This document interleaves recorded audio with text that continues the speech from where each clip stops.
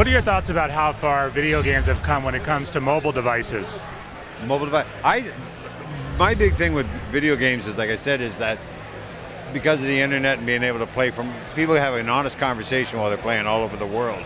Now that it's mobile, it's even more accessible. You know, you can have people walking down the street in Johannesburg playing with a guy in Denver, Colorado, and they don't lie to each other. They tell each other the truth when they're playing, at least about real things like, you know, what's going on in the news, what's going on in world events. Maybe about their ability to play the game, they lie.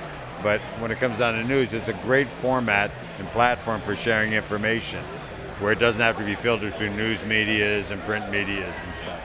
So, What attracted you to Tank Domination? the actual technician that was doing the sound called me up and he said, "Hey, I'm doing this one."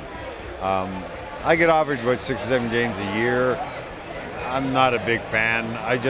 I work all the time. There has to be a kind of a component or a kind of a team component for me. And the guy that did the sound, did the recording, I knew. He called me up and he said, "Hey, I'm doing this. Why'd you do it? Why'd you turn it down?" I went, "Oh, all right." And I got to hang out with him and his wife. And I'm 64. I'm getting older. That's not true, actually. It's true, but it's always been that. There's got to be a humanistic aspect to it. I'm not a big fan of watching movies, my movies, or watching the games or going around saying, "Hey, look at what I did." It's really the organic process of making the project that attracts me and the people involved. I would work with these people again. They're good people. Have you gone and played the game at all? I'm not a gamer. You know, I'm a bit of a Luddite. Most electronic things, if I touch them, they break. So no, I'm not. I play golf and shoot pool and that sort of thing. What was it like stepping into this role of Colonel Kilgore for you? I didn't even know its name. We were just playing the Colonel until it's not hard. For me, it's almost, how do I put it?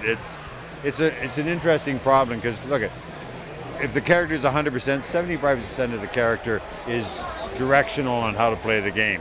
The 25% I get as an actor, I've got to humanize, and I like that problem. How do I take 25% of what is the creative process in this game and make him as complete a three-dimensional emotional character as possible? It's a nice challenge. How's your background working in games like the Tom Clancy series helped with stepping into a role like this? Splinter Cell was the first. I've only done 3, maybe 4. I know I did Command and Conquer. I did that under a very special, kind of wonderful situation. I got to step in and help somebody. The Clancy series, that was also special. It's out of Montreal.